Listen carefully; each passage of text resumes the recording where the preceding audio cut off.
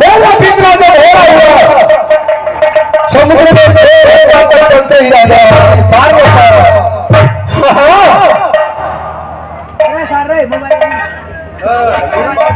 Hello किस घर में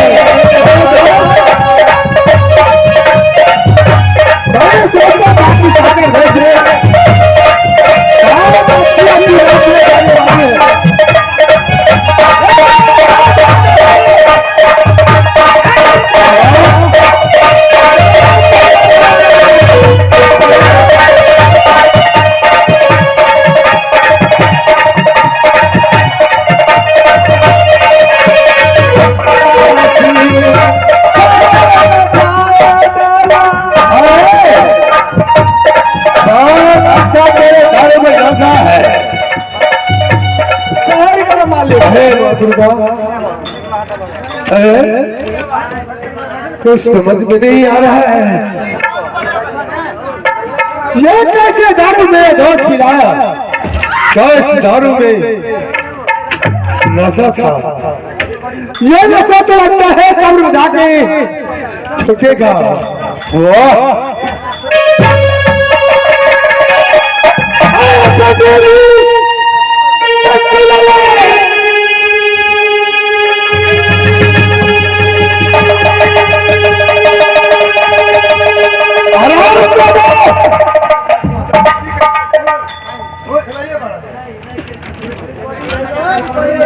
recording में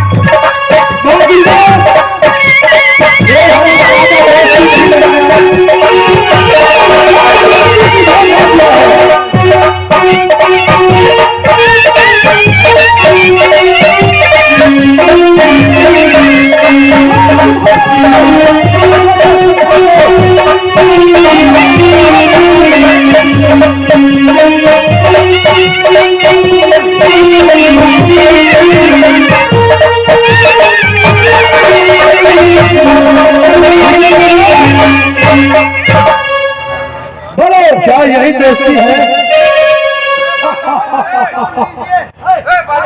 मैं तुम्हें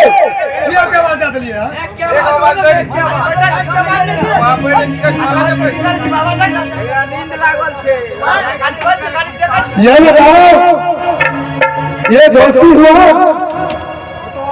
क्या बता दिया? क्षत्रियों की काम हुआ। खबरदार, तुम्हारे पहले बोल दिया यहाँ से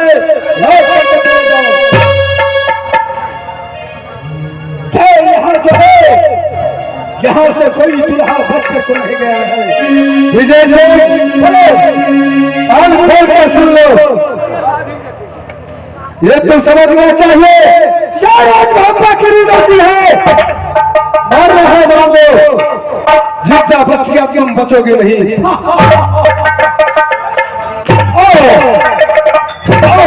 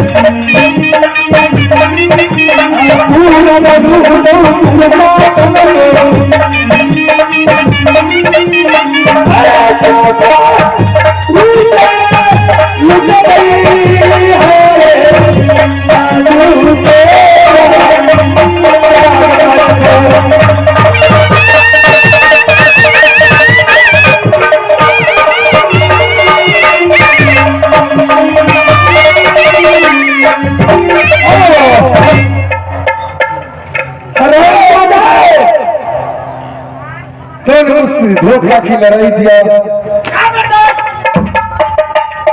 दोस्ती लगा के देखे तुझे से बोलो मारना है रूबल को मार दो, नहीं बच गया हरामी का पिल्ला तुम्हें बड़ा कर दूंगा। मैं तुम्हें मार दूंगा। ये रोज करके जाएगा तुम्हें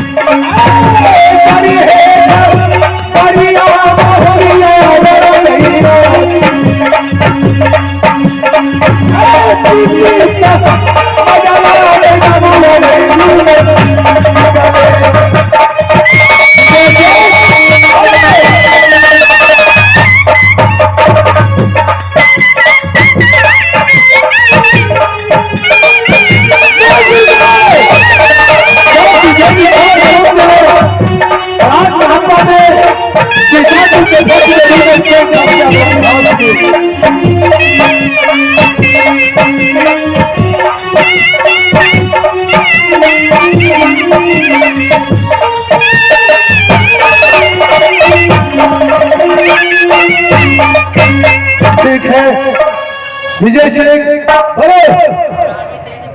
चलो जहां ले चलना है चलो।